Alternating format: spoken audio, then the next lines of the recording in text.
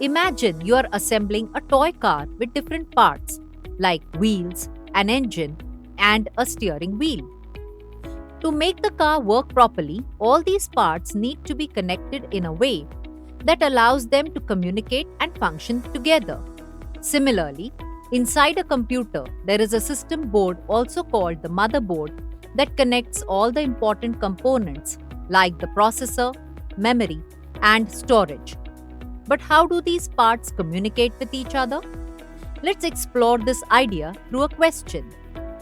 Which of the following statements accurately describes the function of components on the system board? Chips are mounted on carriers that plug into sockets on the system board. Slots connect microprocessors and memory chips directly. Bus lines enable communication among components on or attached to the system board. The system board's size affects its communication ability with PC components. Among the given options, the correct answer is bus lines enable communication among components on or attached to the system board.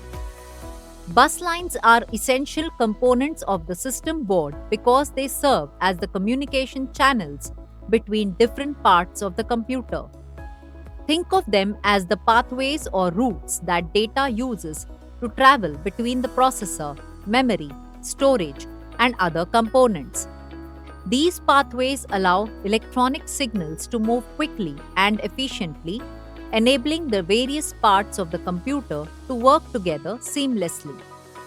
For example, when the processor needs to retrieve information from the memory, it uses these bus lines to send a request and receive the required data.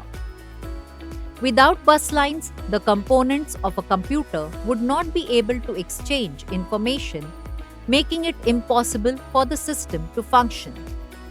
They ensure that data flows in an organized and reliable manner, preventing bottlenecks or delays in communication.